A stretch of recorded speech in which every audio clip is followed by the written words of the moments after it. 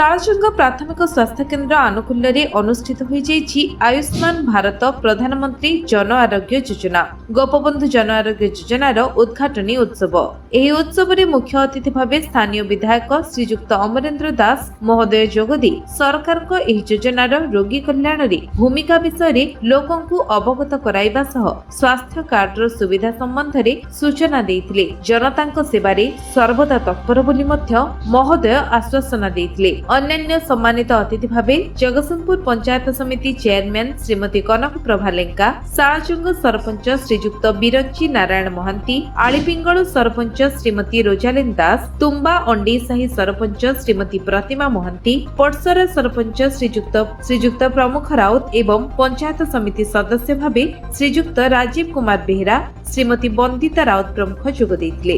ସଭାରେ ମଣ୍ଡାସାହି ଗୋଷ୍ଠୀ ସ୍ୱାସ୍ଥ୍ୟ କେନ୍ଦ୍ରର ଭାରପ୍ରାପ୍ତ ଚିକିତ୍ସାଧିକାରୀ ଡକ୍ଟର ସୁରେଶ କୁମାର ଲେଙ୍କା ଅତିଥିମାନଙ୍କୁ ସ୍ୱାଗତ ଜଣାଇବା ସହ ସ୍ୱାସ୍ଥ୍ୟ ସେବାର ଉନ୍ନତିକରଣରେ ଏହି ଯୋଜନା ଏକ ବୈପ୍ଳବିକ ପଦକ୍ଷେପ ବୋଲି ମତବ୍ୟକ୍ତ କରିଥିଲେ। ଏହି ସଭାରେ ପ୍ରତୀକାତ୍ମକ ଭାବେ 10 ଜଣ ହିତାଧିକାରୀଙ୍କୁ ସ୍ୱାସ୍ଥ୍ୟ କାର୍ଡ ପ୍ରଦାନ କରାଯାଇଥିବା ବେଳେ ଆସନ୍ତାକାଲିଠାରୁ ସ୍ୱାସ୍ଥ୍ୟ କେନ୍ଦ୍ର ତରଫରୁ ପର୍ଯ୍ୟାୟକ୍ରମେ ହିତାଧିକାରୀମାନଙ୍କୁ ଘର ଘର ବୁଲି କାର୍ଡ ବଣ୍ଟନ କରାଯିବ ବୋଲି ସୂଚନା ମିଳିଛି। ଏହି ଅବସରରେ ଯୋଜନା ସମ୍ବନ୍ଧରେ ଜନ ସଚେତନତା ସୃଷ୍ଟି ପାଇଁ ଏକ ସ୍ୱାସ୍ଥ୍ୟ ଚେତନା ରଥର ଶୁଭାରମ୍ଭ ମଧ୍ୟ ହୋଇଯାଇଛି। ପରିଶେଷରେ ସ୍ୱାସ୍ଥ୍ୟ କେନ୍ଦ୍ରର ଭାରପ୍ରାପ୍ତ ଚିକିତ୍ସାଧିକାରୀ ଡକ୍ଟର ଗୌରବ ସିଟ୍ ଏବଂ ଆୟୁଷ ଚିକିତ୍ସାଧିକାରୀ ଡକ୍ଟର ସରୋଜ ଖାନ ବାରିକ କାର୍ଯ୍ୟକ୍ରମର ସଫଳତା ପାଇଁ ସମସ୍ତ ଅତିଥି ତଥା ଜନସାଧାରଣଙ୍କୁ ଧନ୍ୟବାଦ ଅର୍ପଣ କରିଥିଲେ। ମୁଁ ଡକ୍ଟର ଗୌରବ ସିଟ୍, ମେଡିକାଲ ଅଫିସର PHC ସାଳଜଙ୍ଗ।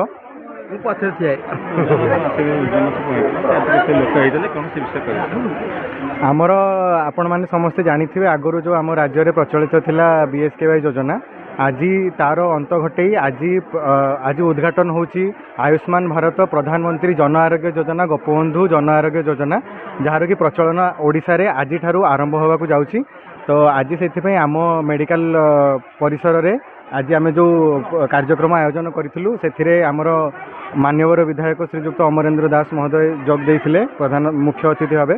ତା ସହିତ ଆମର ଏଠି 5ଟା ପଞ୍ଚାୟତର ସରପଞ୍ଚ ମାନେ ଏବଂ ପଞ୍ଚାୟତ ସମିତି ସଭ୍ୟମାନେ, ଆମର ମେଡ଼ିକାଲ ସୁପରିଟେଣ୍ଡେଣ୍ଟ ଶ୍ରୀଯୁକ୍ତ ସୁରେଶ ଲେଙ୍କା ସାର୍, ଆମ ସମସ୍ତଙ୍କ ଉପସ୍ଥିତିରେ ଆଜି ଏଠି ପ୍ରତୀକଗତ ଭାବରେ ଆଜି ଉଦ୍ଘାଟନ ହୋଇଯାଇଛି ପ୍ରଧାନମନ୍ତ୍ରୀ ଜନ ଆରୋଗ୍ୟ ଯୋଜନା ଗୋପବନ୍ଧୁ ଜନ ଆରୋଗ୍ୟ ଯୋଜନା।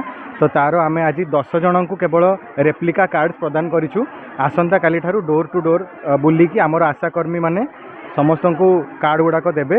ତ ନିଶ୍ଚିତ ଭାବରେ ମୁଁ କହିବି ଏଇଟା ଗୋଟେ ଓଡ଼ିଶାରେ ସ୍ୱାସ୍ଥ୍ୟ ସେବାର ପ୍ରଗତି କ୍ଷେତ୍ରରେ ଏଇଟା ନୂତନ ଅଧ୍ୟାୟ ସୃଷ୍ଟି କଲା। ଆଉ ଜନସମାଗମକୁ ଦେଖି ଲୋକମାନଙ୍କର ଉତ୍ସାହକୁ ଦେଖି ନିଶ୍ଚିତ ଭାବରେ ଅନୁଭବ କରି ହେଉଛି ଯେ ଲୋକମାନଙ୍କ ଭିତରେ ସେମାନଙ୍କର ଏଇ କାର୍ଡକୁ ଆକ୍ସେପ୍ଟ କରିବାର ତାଙ୍କର ଯେଉଁ ଏକ୍ସାଇଟମେଣ୍ଟଟା ଆମେ ଦେଖି ଆମକୁ ବି ବହୁତ ଖୁସି ଲାଗୁଛି। ଆଶା କରୁଛି ଯେ ଗରିବ ଲୋକମାନେ ଯେଉଁମାନେ ଆଗରୁ ସ୍ୱାସ୍ଥ୍ୟ ସେବାରୁ ବଞ୍ଚିତ ହେଉଥିଲେ, ଯେଉଁମାନେ ଅର୍ଥ ଅଭାବରୁ ବଡ଼ ବଡ଼ ଅନୁଷ୍ଠାନକୁ ଯାଇ ଟ୍ରିଟମେଣ୍ଟ ହୋଇପାରୁନଥିଲେ, ଏବେ ସେଇଟା ତାଙ୍କ ପାଇଁ ଗୋଟେ ଯୁଗାନ୍ତକାରୀ ପଦକ୍ଷେପ ହେଇଛି। ତ ମୁଁ ସମସ୍ତଙ୍କୁ ଅଭିନନ୍ଦନ ଜଣାଉଛି। ଆଉ ମେଡ଼ିକାଲ ଆମର ସ୍ୱାସ୍ଥ୍ୟକେନ୍ଦ୍ର ପ୍ରାଥମିକ ସ୍ୱାସ୍ଥ୍ୟକେନ୍ଦ୍ର ସାଳଜଙ୍ଗ ତରଫରୁ ସମସ୍ତଙ୍କୁ ବହୁତ ବହୁତ ଶୁଭେଚ୍ଛା ଅଭିନନ୍ଦନ ଜଣାଉଛି। ଧନ୍ୟବାଦ। ମୁଁ ଶ୍ରୀମତୀ କନକ ପ୍ରଭା ଲେଙ୍କା, ଅଧ୍ୟକ୍ଷା ଜଗତସିଂହପୁର ପଞ୍ଚାୟତ ସମିତି। ଆଜି ଆୟୁଷ୍ମାନ ଭାରତ ଯୋଜନାର ଆଜି ଶୁଭାରମ୍ଭ କରାଯାଉଛି। ମାନ୍ୟବର ମୁଖ୍ୟମନ୍ତ୍ରୀ ଆଜି ଏହାକୁ ଶୁଭାରମ୍ଭ କରିବେ। ଜେପି ନଡ୍ଡା ବି ଆସୁଛନ୍ତି ଆଜି ଶୁଭାରମ୍ଭ କରିବା ପାଇଁ, ଓଡ଼ିଶା ଗସ୍ତରେ ଆସିଛନ୍ତି।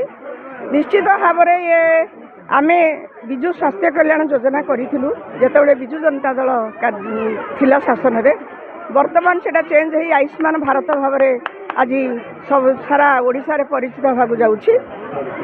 ଲୋକମାନଙ୍କର ସିଜନ ପରିବର୍ତ୍ତନ ହେଉଛି, ରାଜନୈତିକ ପଟ୍ଟଚିତ୍ର ବି ବଦଳୁଛି, ସାମାଜିକ ଜୀବନରେ ବି ଆମର ପରିବର୍ତ୍ତନ ଆସୁଛି। ଆଜି ଯେ କୁନି ପିଲାଟିଏ କାଲି ସେ ଯୁବକରେ ପରିବର୍ତ୍ତିତ ହେଉଛି। ତେଣୁ ପରିବର୍ତ୍ତନଶୀଳ ସମାଜରେ ଆମକୁ ପରିବର୍ତ୍ତନକୁ ସ୍ୱାଗତ କରିବାକୁ ପଡ଼ିବ। ଯେଉଁ ସରକାର ଲୋକଙ୍କ ପାଇଁ କାମ କରିବ ଆମେ ଲୋକପ୍ରତିନିଧି ହିସାବରେ ତାହାକୁ ସାଦରେ ଗ୍ରହଣ କରିବୁ ଏବଂ ସ୍ୱଚ୍ଛତାର ସହିତ ଏହା ଚାଲୁ ରହିଲେ ଆମେ ତାକୁ ନିଶ୍ଚିତ ଭାବରେ ପ୍ରଶଂସା କରିବୁ। ଧନ୍ୟବାଦ। Jagatsinghpur Rakesh Kumar report, Biswabijay news Odisha.